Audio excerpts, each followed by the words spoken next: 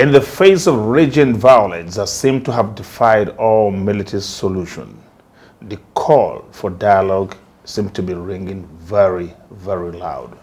Well, that will be the thrust of our program today, Violence-Free World. My name is Ikpe, and I have a very special guest in the house, an erudite scholar, I will say too, the Director General of International Institute for Professional Security, Mr. Tony Ofoyetan. You're welcome to the program. Thank you very much. It's my pleasure. Thank you for having me. All right, we're going to come back and continue the conversation right after this special report. Please be here.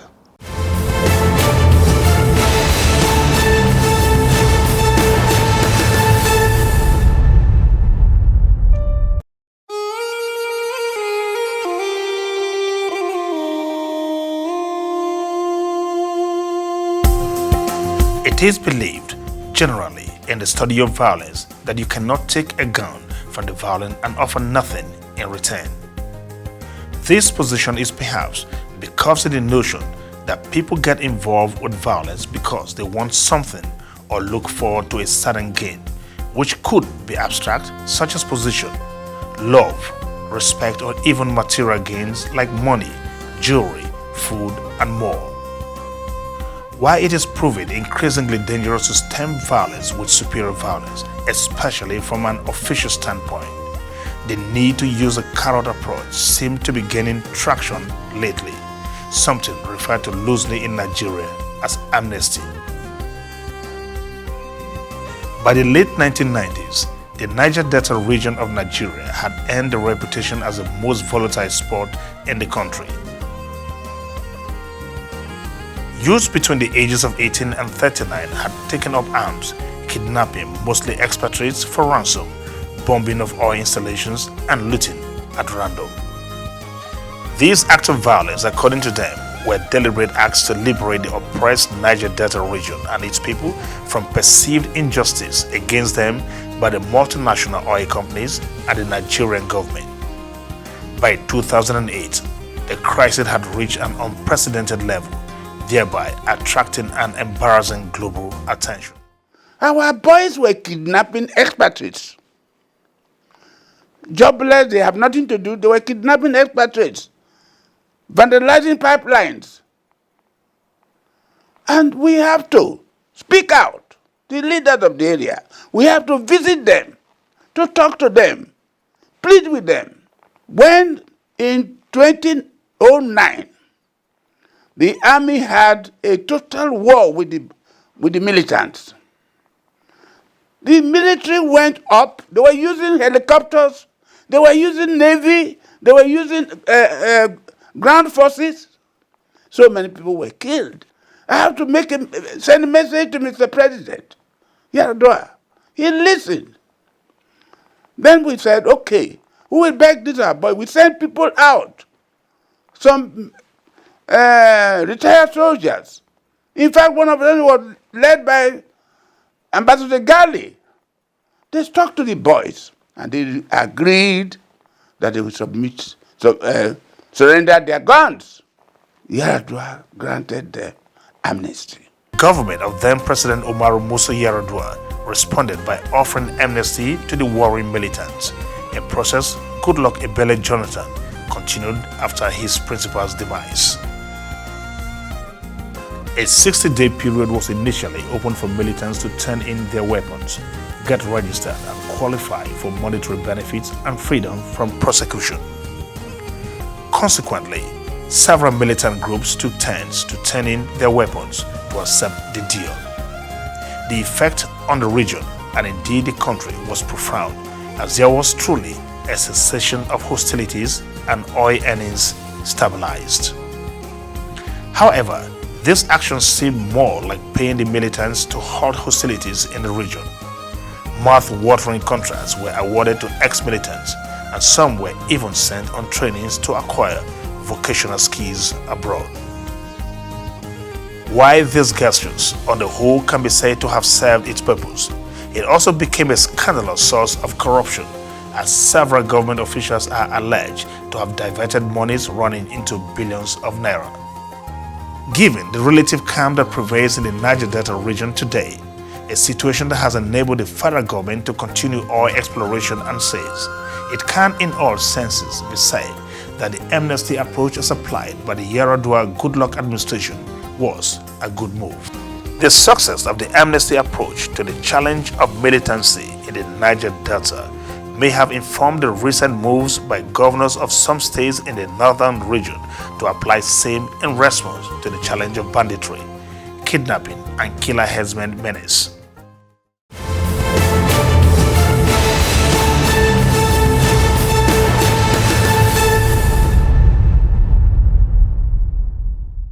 Welcome back. I did say we have a very special guest in the house, Tony Ofoyetan, Director General, International Institute for Professional Security and a Public Affairs Analyst. Once again, Tony, you're welcome to our program. Thank you. Now, on our mind is dialogue, as our raging spate of violence seems to be defying all official solutions. Yet, I hear people come up with things I would rather call dangerous rhetoric. I hear Governor Tommy is talking this way, Bala of Bauchi State is talking, Igboho he's talking here. Please, what do you make of all of this? Are we heading somewhere? Well, we're heading somewhere, except for the fact that whether we're heading to is going to be a good one or is going to be a catastrophic one. Definitely we are heading somewhere. The country is moving, but whether it's moving backward or forward is a different ball game entirely.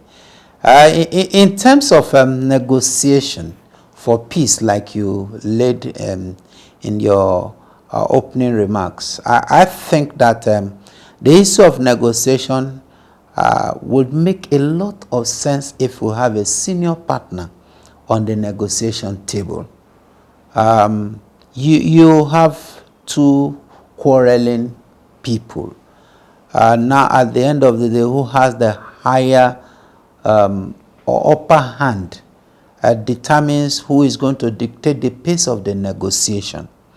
Now, we are talking about battling terrorism, and we've been doing that now for close to 2 decades, unexpectedly. Now, we've heard of dialogue severally. Unfortunately, and I've also said this severally too, that the security as it is now may not be able to successfully dialogue with the terrorists because there's no clear upper hand now. Let's assume and believe that with the coming of the new service chiefs, things will be different. But for now, we have situations where villages are sacked. We have situations where people are killed with high level of impunity. At the end of the day, we also have situations where children are kidnapped at different level and at different intervals. And what happened at the end of the day is that we take money to go and beg them to release our children to us. So if you are now on a negotiation table, who determines the pace of where the pendulum swings to? Is it you that took money to go and beg for the release of your own? Or like we are hearing of what is happening in Kagara now, that they are talking about prisoner swap for the release of the Kagara children and money and all those stuff like that. Now, if you look at all this, the question is, who is having upper hand as at now? Can we conveniently, boldly, truthfully say that our security is having an upper hand? Now, it is not to the fact that our security are not good. No. It is not to the fact that they are not competent. No. They are overcompetent. And I say it with capital letter if there's anything like oral capital letter. They are overcompetent. But the problem is always with the political climate and political class. Security and politics never are always at parallel line, especially in this part of the world. Anytime you see a problem with security, go and look at the political line and political weddings that are attached to it. You see that in most cases, it is the politician that actually is the main problem. While we shout dialogue, and we're talking about the status of the parties, what about what nature of negotiation? What manner of negotiation are we going to? What really are we negotiating now? Well, let me say that in terms of negotiation with a terrorist, with the hope that he would return to normal life, I see it as a tall order. When you talk about there is no clear-cut de-radicalization program as far as I'm concerned. In Nigeria, yeah. As at now, as far as I'm concerned, I stand to be corrected, but I've not seen any clear-cut de-radicalization program. The military will tell you we are trying to de-radicalize them.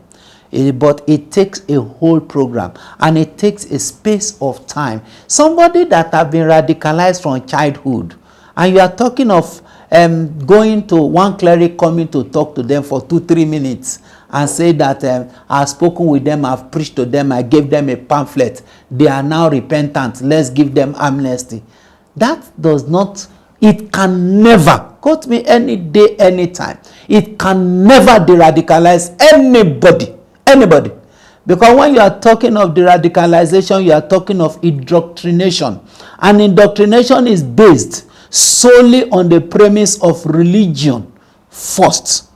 Yes, of course, you have all other forms of indoctrination, political, ideology, ethnical, tribal, and all those stuff like that. But the most difficult is that is based solely and seated on religion.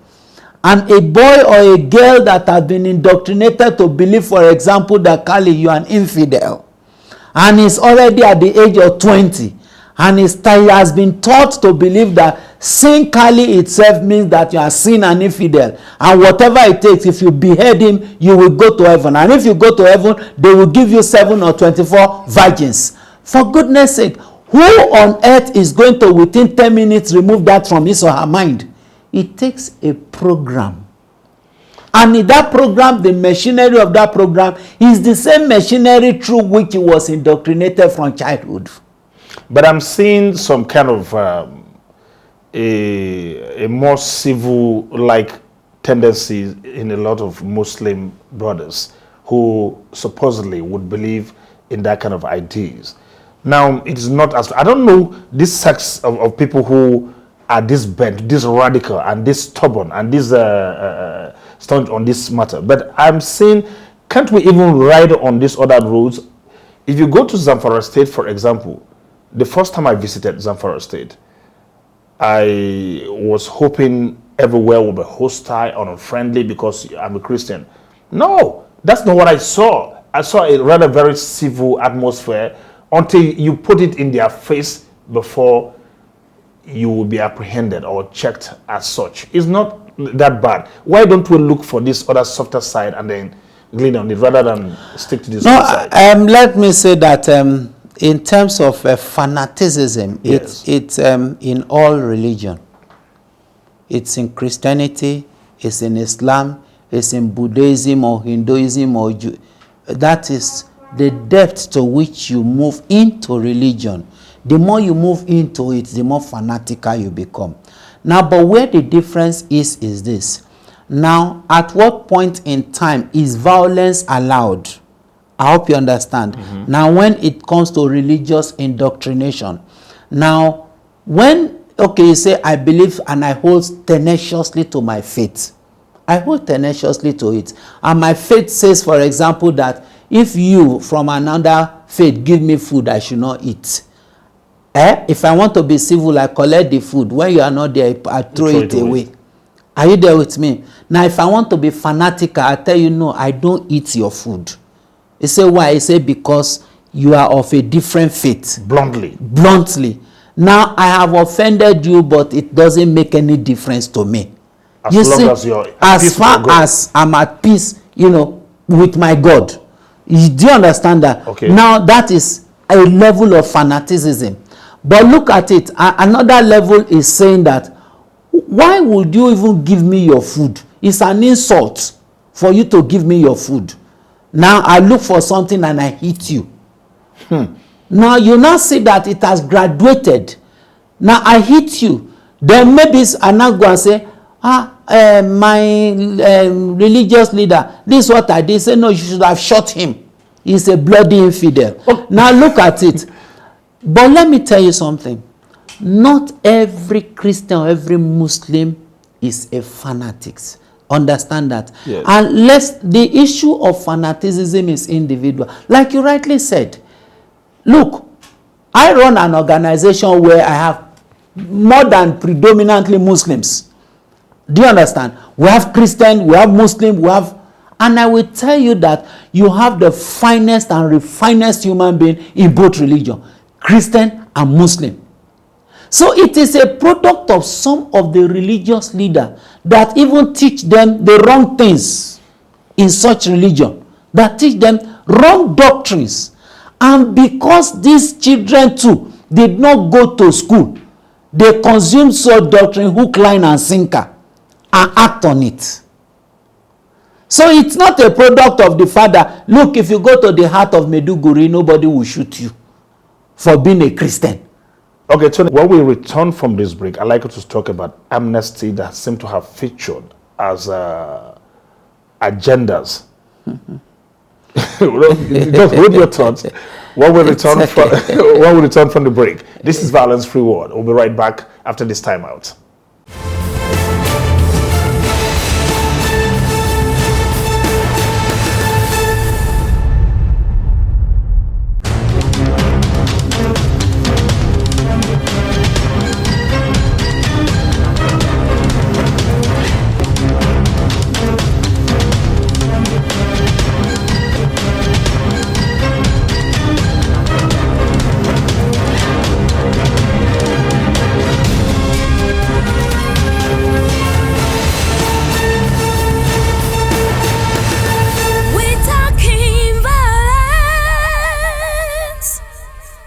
Welcome back. This is Steve Violence Free World, and in the house with us is Tony Ofoyetan, a public affairs analyst and director general of the International Institute for Professional Security.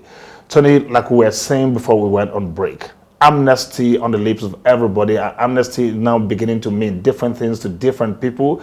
Some looking at how it happened in the Niger Delta to the extent that we're able to get the kind of peace that we're enjoying today, even though some people say it's cosmetic peace. Cosmetic or no cosmetic, this is like 20 years gone and we're still very peaceful. There's calm there. Now, what kind of amnesty can we apply here in the situation of banditry, in the situation of insurgency? I don't know how this plays out to you, but for me it is rather very confusing. Those that are calling for amnesty should ask a simple question. What are the clear demands of Boko Haram, the bandits, and the headers? In terms of clear demands, we've not been able to identify what Boko Haram wants. What you have always been hearing is Western education is a sin. Now, are these the type of people you want to grant amnesty and talk about funding their activities and the like? Don't forget that I laid a foundation that any program or any group whose ideology is religious based, it is a tall order to remove that fundamentalism, especially when they have been identified from an extreme perspective. So for you to make a juxtaposition of a Boko Haram and the Niger Delta Avengers or the Niger Delta militants and the like will be paradoxical, and it will be very unfortunate because without prejudice to the fact that they had their excesses to the extent that they were able to bring down the economy of the nation. But can we truly identify with the number of lives lost in the Niger Delta region as a result of this agitation? vis-a-vis the number of lives lost in the, unidentifiable mission of Boko Haram. So at the end of the day, you ask yourself a simple question. What do they want that you want to grant them amnesty on? We have avalanche of laws in this country that criminalizes terrorism. We have avalanche of laws in this country that criminalizes kidnapping, abduction, and the like. Now, all these laws have not been put to place against any one of these people. To the best of my knowledge, look at the number of those that were arrested, and after arrest, they will be handed over to their governors as repentant terrorists. This is the only country in the whole world that have had that people will kill villagers, turn children to orphan overnight, sack a whole village, destroy properties that are worth millions of naira, destroy the economy of a state, and at the end of the day, the state itself, the security agencies will hand them over to their governors, and they will be received with high level of poppantry and joy and all those stuff like that. This is the only country where you see things that are normal as being abnormal. You see the abnormal as being normal. It is only in Nigeria you will see a terrorist will sit down with a camouflage uniform, carrying an AK-47 that is supposed to be illegal, and will sit and take picture, and the government will be so proud to say we are negotiating with them for peace. And if you then gone is caught with you for any reason in this world, you are in trouble. Police will come with as if you have killed the whole world. They will arrest you, they will torture you, they will beat you, they will prosecute you, they will collect money from you, they will do all manner of things to humiliate you. Now look at it. A terrorist in public domain will go and take picture with governors and will sit down with the high and the mighty, and the same high and the mighty will come and talk about amnesty, will come and talk about it's not heard of in a civilized society. And these are some of the things that gives bravado, confidence to the perpetrators of these heinous crimes. These are some of the things that make them believe that they are untouchable.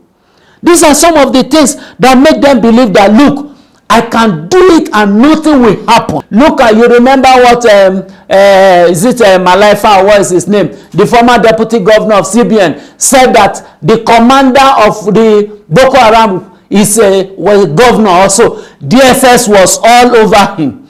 Now look at now. Autumn is saying, if you are not part of the sponsors of terrorism in this country, why would you come out to defend?